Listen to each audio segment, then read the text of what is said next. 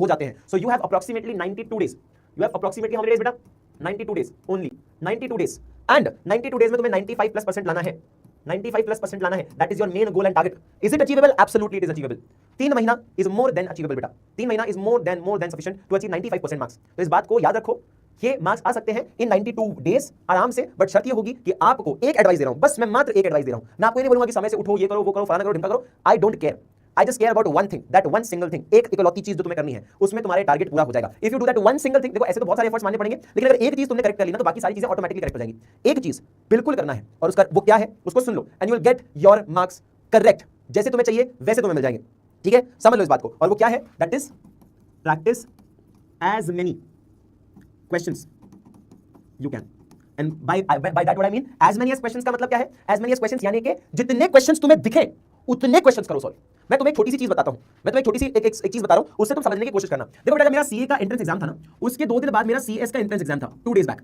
2 दिन बाद. ये ट्रिक मैं तुम्हें बता रहा हूं, जिससे तुम्हें अपने आप को मास्टर करना है, तो अपने मार्क्स को बढ़ा सकते हो. It's a very simple trick, पर इसके पीछे का लॉजिक भी मैं तुम्हें बता रहा हूं. तो इस बात को ध्यान से सुनो. ठीक है, देखो क्या ये सीए और सीएस, ये 2 अलग अलग एग्जाम्स हैं. दोनों के कोर्सेज भी काफी हद तक अलग है, और कुछ चीजें सिमिलर है. अदर देन दैट बाकी सारी चीजें अलग है. ठीक है, बाकी सारी की सारी चीजें अलग है. तो इस बात को ध्यान से सुनना. देखो, सबसे पहले जो जितने भी बच्चे हमारे ह्यूमैनिटीज वाले हो, कॉमर्स वाले हो, मैं सबके लिए कह रहा हूं ये बात कि इकोनॉमिक्स में कैसे नंबर लाना है, इनफैक्ट किसी भी सब्जेक्ट में कैसे नंबर लाना है, उसका ये रामबाण इलाज है. क्या है पता, ध्यान सुनना. सीएस यानी कि कंपनी सेक्रेटरीज और सीए यानी कि चार्टर्ड अकाउंटेंट. तो मैं तो सीए की पढ़ाई कर रहा था, और सीएस जो है वो मैंने सोचा दे देता हूं बस ऐसे. तो जब मैंने फॉर्म भरा, तो उसके बाद मुझे रियलाइज हुआ कि सीएस का जो एग्जाम है वो मात्र 2 दिन बाद है. तो मेरी सीए की पढ़ाई खत्म होगी, तो मैं 2 दिन बाद सीएस की पढ़ाई चालू करूंगा, क्योंकि मेरे पास क्योंकि सिलेबस अलग अलग है, और मेरा मेन फोकस था सीए. सीएस मेरे पास ऑप्शन, मैं उसको लेकर चल नहीं रहा था, है ना. अब ध्यान से सुनना मेरी बात. हुआ क्या, इतनी मतलब तुम सोचो, ये पेपर बेटा 400 नंबर का होता है. 400 नंबर का पेपर हुआ करता था उस टाइम में. अब पैटर्न चेंज हो गया, 200 नंबर का होता है. सीएस का जो पेपर था वो 400 नंबर का होता था, और उसमें ऐसी चीज होती थी कि लॉ भी पढ़ रहे हो, ऑडिट भी पढ़ रहे हो, जो कि आपने कभी पढ़ा नहीं है.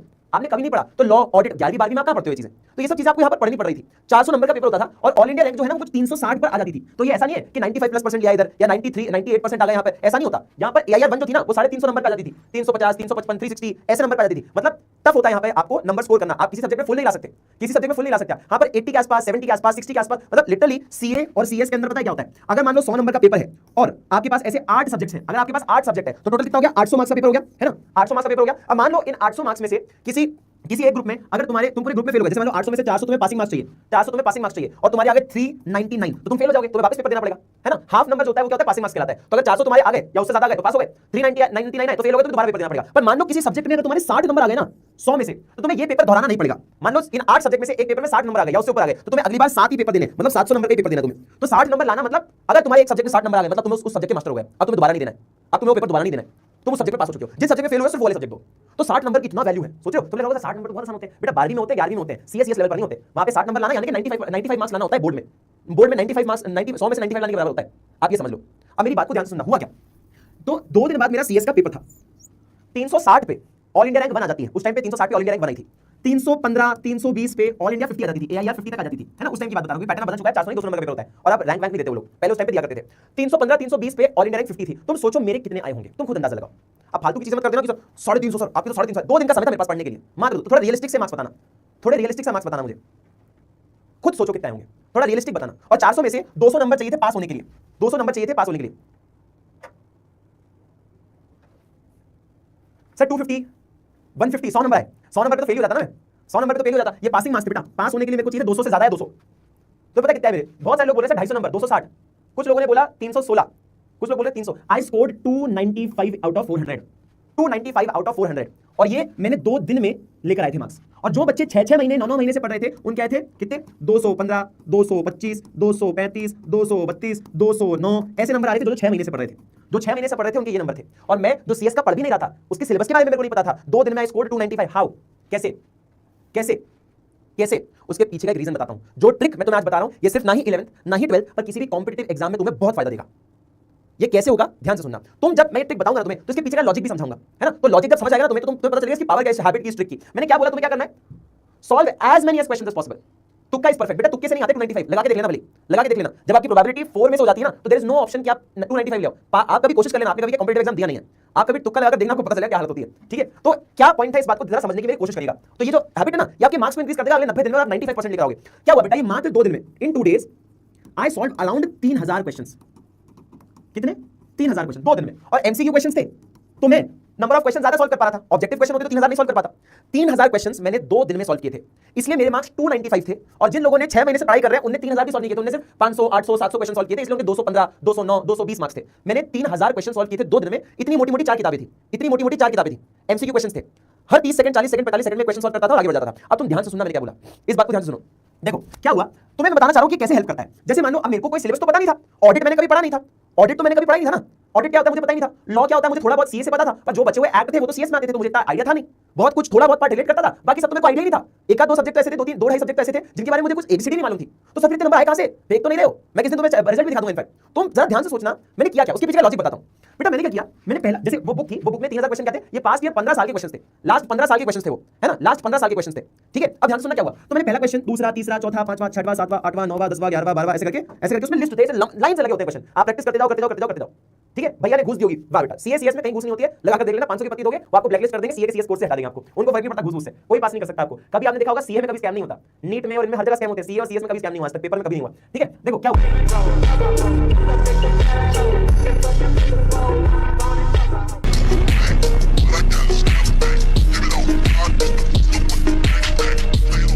अब मैंने किया कैसे, इसको मैं आपको बताता हूं। जब मुझे सिलेबस नहीं पता तो मैं कैसे सॉल्व करूं, और हमें देना होता था कंप्यूटर पे पेपर, तो ऐसा नहीं है कि बगल वाले से पूछ लिया, सामने वाले से पूछ लिया। हुआ क्या, मैंने पहला क्वेश्चन निकाला, सब्जेक्ट पता नहीं, सब्जेक्ट पता है, सिलेबस के अंदर क्या क्या चीजें वो मुझे पता नहीं, पहला क्वेश्चन पढ़ा, जितना समझ में आया रीडिंग करके, जितनी इंग्लिश समझ पाया उस इंग्लिश से 4 ऑप्शन को चूज किया, तुक्का मारा, मतलब जो भी समझ पाया उस हिसाब से बेस्ट ऑप्शन मार्क किया।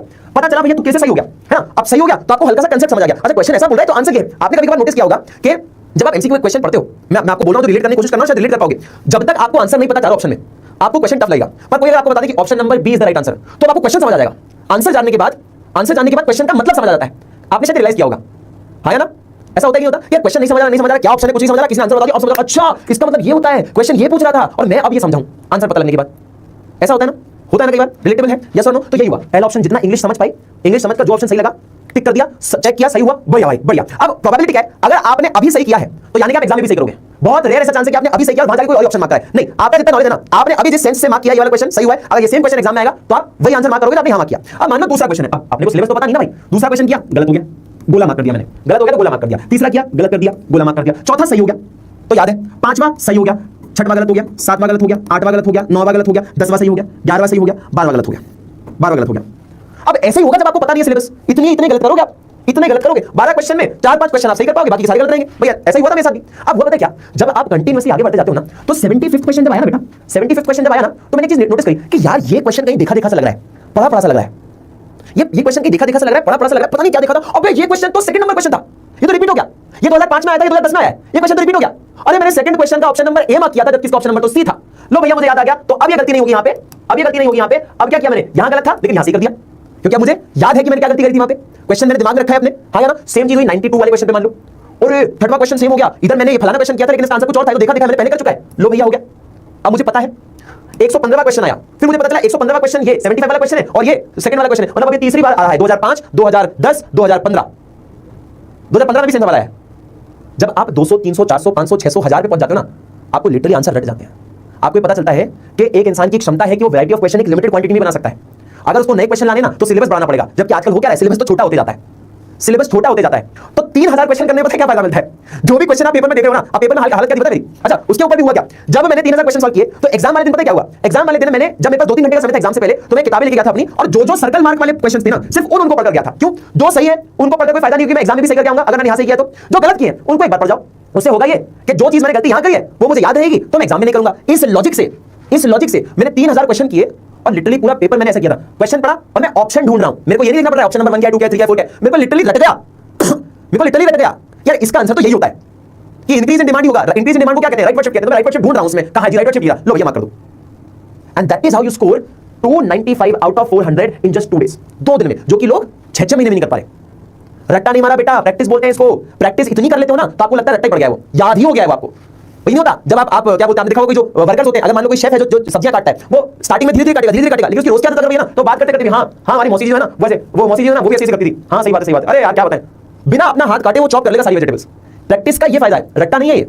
आप जो भी चीज बार बार करते हो आपको समझ आ जाती है, ठीक है, समझ आया। This is what I am trying to tell you.